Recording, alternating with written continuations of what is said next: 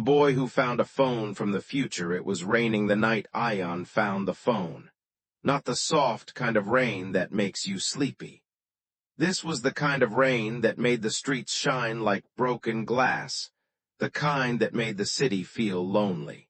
Ion pulled his thin hoodie tighter around himself as he walked home from the small tea stall where he worked after school.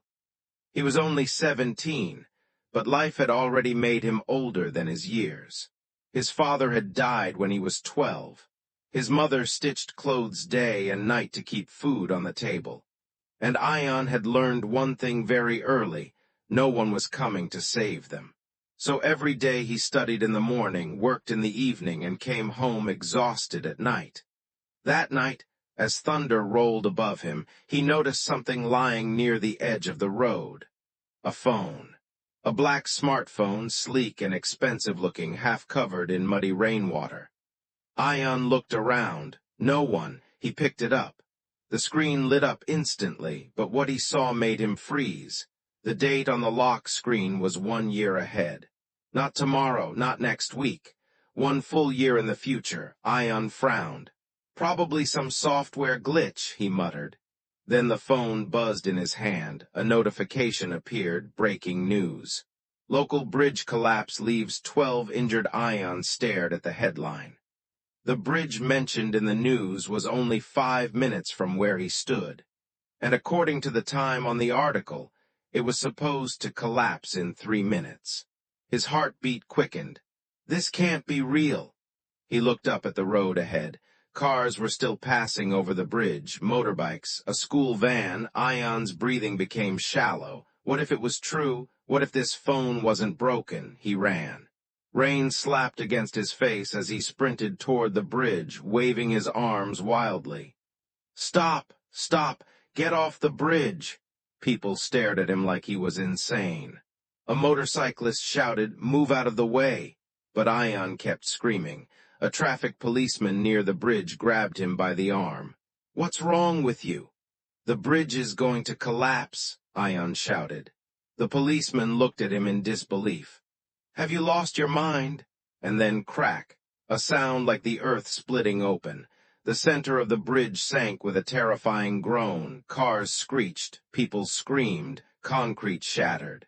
The school van tilted dangerously, but because traffic had slowed due to Ion's shouting, it stopped just before the broken section. Within seconds, chaos swallowed the street. People ran, sirens wailed. The policeman released Ion and stared at him in horror. "How did you know?" Ion looked down at the phone in his hand. He didn't answer, because he didn't know either. That night he locked himself in his room and studied the phone carefully. There was no contact list, no family photos, no social media, nothing, only one strange app called Tomorrow. His finger hovered over it, then he tapped. The app opened to a simple black screen with white text, "Welcome back, Ion. You have 365 days left to fix what you broke." Ion's blood ran cold. His name, the app knew his name. And what did it mean, fix what you broke? His hands trembled as he scrolled. Below the message was a list of dates and events. Some were small. Electric fire in apartment building, bus accident on highway, shop robbery in old market. Others were horrifying. Factory explosion kills 31, hospital oxygen failure, flood destroys low-income neighborhood. Every event was dated over the next year. Ion dropped the phone onto his bed like it had burned him. This wasn't a prank. This wasn't a bug. The phone knew the future, and somehow it belonged to him. At first, Ion used it only to stop disasters. If the phone warned of a fire, he called it in anonymously. If it predicted an accident, he found a way to delay it. If it showed a robbery, he tipped off the police. Again and again, the future unfolded exactly as the phone had predicted. Within weeks, strange rumors spread across the city. People whispered about an invisible guardian, a mysterious voice who called in warnings before tragedy struck. A ghost, an angel, a hacker. Ion said nothing. By day, he still served tea and went to school. By night he became a shadow chasing disasters before they happened, and for the first time in years he felt powerful, useful, like maybe life had chosen him for something bigger. But the phone had changed him in ways he didn't notice. He stopped sleeping properly, stopped laughing, stopped talking to friends. He became obsessed with checking the app. Every buzz of the phone sent fear through his chest. Every new warning felt like a ticking bomb. His mother noticed. "Ion," she said one night softly, placing food in front of him, "whatever burden you're carrying, you don't have to carry it alone." Ion forced a smile. "I'm okay, Ammy," but he wasn't. Because hidden among the warnings, there was one event he could not stop thinking about. It was dated exactly 6 months away, and it had only 4 words.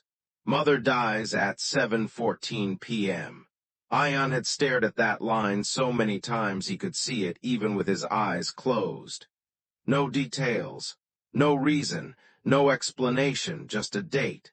A countdown to losing the only family he had left. From that day on, everything changed. He no longer cared about saving strangers first. He cared about saving his mother. He began planning obsessively. He made her quit sewing late at night so she wouldn't get sick. He stopped her from taking crowded buses. He checked food, medicines, even the gas stove. If she coughed, he panicked. If she was late coming home, he felt sick. She thought he was becoming overprotective. The truth was much darker. He was trying to fight death itself. Months passed. He prevented every danger he could imagine. But as the date grew closer, Ion felt something worse than fear. He felt helpless. Because no matter what he changed, the warning on the phone remained exactly the same. Mother dies at 7:14 p.m. The date arrived on a quiet Sunday. Ion didn't let his mother leave the house. He unplugged every appliance, locked the doors, checked every room twice. His mother laughed nervously. "What's going on with you today?" "Just stay with me," Ion said. She touched his face, worried now. "Ion, tell me the truth." But he couldn't. How do you tell your mother that death has already written her name somewhere? The hours crawled. 6:10 p.m., 6:42 p.m., 7 p.m. Ion sat beside her on the floor, pretending to watch television while secretly staring at the phone in his pocket every few seconds. 7:09 p.m. Nothing. 7:11 p.m. Still nothing. A small, desperate hope began to rise in his chest. Maybe he had done it. Maybe he had changed fate. Then, at 7:12 p.m., the electricity in the apartment suddenly went out. The room went dark. His mother stood up. "I'll get a candle." "No," Ion shouted, grabbing her wrist. At that exact moment a scream echoed from outside, then another. Ion rushed to the window. The old apartment building across the street was on fire. Orange flames licked through the second floor, and people were shouting for help. A woman stood below the building, crying hysterically. "My daughter! My daughter is still inside." Ion's mother ran to the door. "We have to help." "No, you can't go." Ion blocked her path. "There's a child in there." "I don't care," he shouted. The words came out before he could stop them. His mother stared at him in shock. And in that terrible silence, Ion realized what he had become. He had spent so long trying to save her that he was ready to let someone else's child burn alive. Tears filled his mother's eyes, not from fear but disappointment. "This isn't you," she whispered. Then she pulled away and ran downstairs toward the fire. Ion stood frozen for 1 second, then 2. Then he looked at the phone. A new notification appeared on the screen. 7:14 p.m., 1 life will be lost. Choose carefully. Ion's breath stopped. Choose? This had never been a warning. It was a test. He ran. The stairwell was dark, people shouting all around him. By the time he reached the burning building, smoke was pouring from the windows. His mother was already inside. "Ammy, he screamed. No answer. Ignoring the heat and smoke, Ion covered his mouth and charged in after her. The inside was chaos, flames, shattered glass, the crackle of wood, the smell of burning paint. He heard coughing upstairs, a child's voice, and his mother's voice too. Ion. He stumbled up the stairs and found her in the hallway, holding a little girl wrapped in a blanket. But a burning beam had fallen across the exit. There was only a narrow opening beneath it. Enough space for one adult to crawl through with the child, not two. His mother shoved the little girl into Ion's arms. Take her. What? No, we both go. There's no time. He looked at the fire closing in behind them.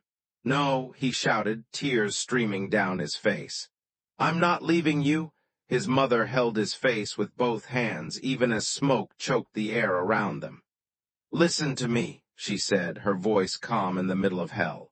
All your life you've been trying to hold on to the people you love so tightly that you forget love also means letting them do what's right. Ion shook his head violently. She kissed his forehead. You were never meant to control fate, Beta. You were meant to choose who you become when fate tests you. The ceiling groaned above them. She pushed him toward the opening. Go, Ion screamed as he crawled under the beam with the child in his arms. He turned back just as part of the ceiling collapsed between them in a wall of fire. Ammia. People outside dragged him away as he fought and kicked, trying to go back in. But it was too late. At 7:14 p.m. the roof caved in, and his mother was gone. For 3 days, Ion didn't speak. He sat in his room with the future phone in his lap, staring at the screen until his eyes burned. He had saved dozens of strangers, predicted disasters, stopped robberies, prevented deaths. And yet he couldn't save the one person who mattered most. He hated the phone, hated the future, hated himself.